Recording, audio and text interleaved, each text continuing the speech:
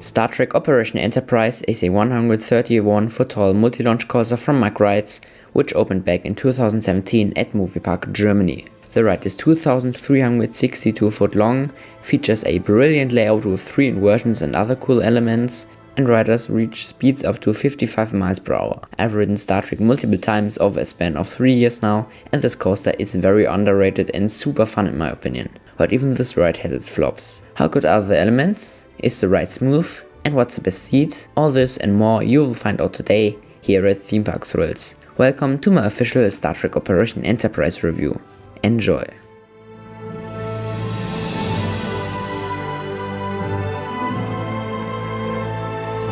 When you enter the park, you first come to this entrance plaza.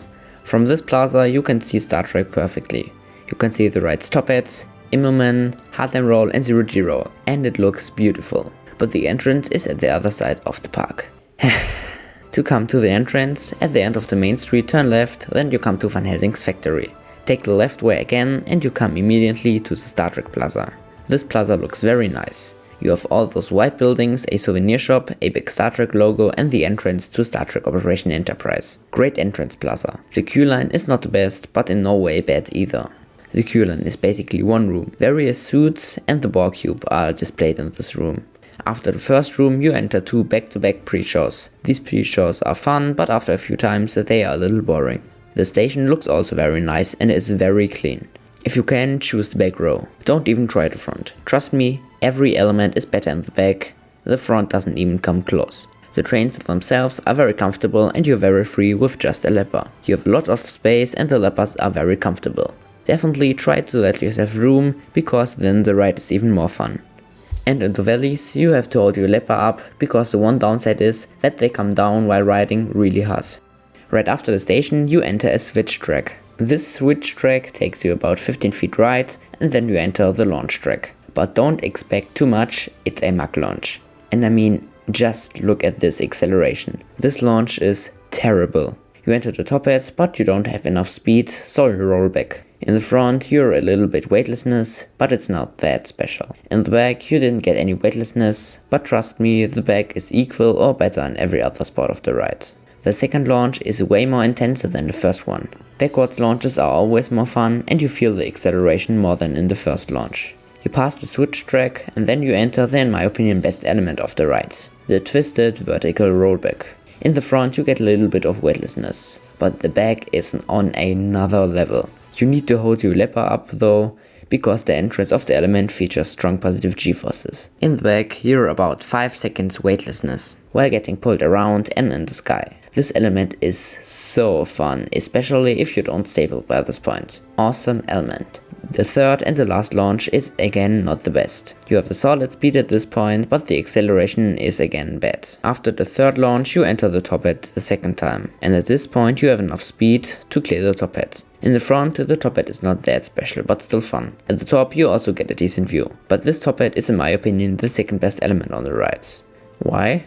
Well, in the back you get pulled down like crazy. You get very strong ejector airtime and I'm impressed on every ride how strong the airtime really is. Great top hat. Next is the first real rally, and this valley is sadly very shaky. The launches are also a bit shaky, but the valleys especially.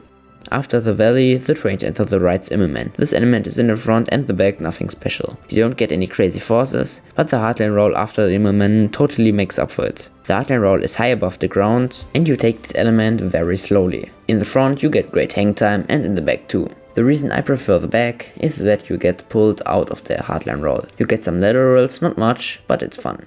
After a second shaky valley, you dive with a 100-degree overbend curve into the Borg cube. This overbend curve is very fun, but people often forget about this element since it's not one of the highlights. Diving through the Borg cube is very fun and it's a very unique headchopper. And in the Borg cube there are also green flashing lights. Following that, you enter the ride's airtime moments. These consists of a double down and a bunny hop. Both the double down and the bunny hop are very fun. The airtime is not that strong, it's between floater and ejector. The hills are not one of the main highlights of the ride, but don't get me wrong, they are fun.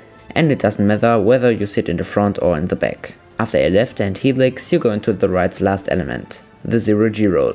And this 0G roll is fantastic. Where you sit doesn't matter. Both in the front and in the back you get a mixture of hang time and weightlessness. Awesome ending. After the 0G roll you enter the brakes and you're directly next to Area 51, the park's intermean spill water. First, let's talk about the layout in general. This layout is brilliant and filled with awesome elements. The best ones are in my opinion the twisted vertical rollback, the top hat, the 0G roll and the hardline roll.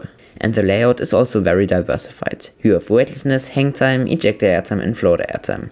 A big downside of the ride is however the smoothness. The ride is only 4 years old and very shaky, especially in the valleys. Don't be scared, it's not uncomfortable and it doesn't bother me much, but don't expect a glossy smooth ride experience. Another pro is that the ride is just beautiful. I mean, just look at the white buildings, the green plants, Area 51 completely in red and Star Trek in black. It just looks so pretty.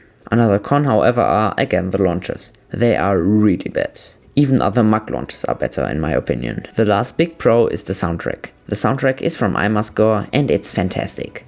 And I mean fantastic.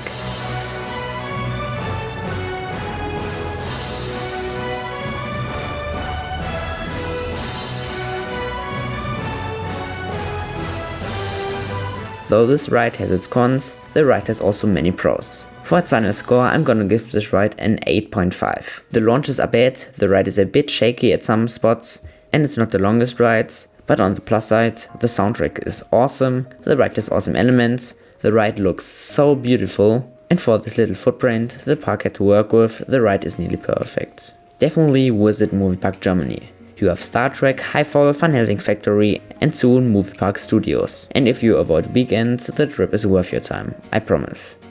Thanks for watching. What do you guys think about Star Trek, and had you already the opportunity to ride Star Trek? Comment below. Please like and subscribe for more coaster reviews and I will see you all in the next video. Bye guys.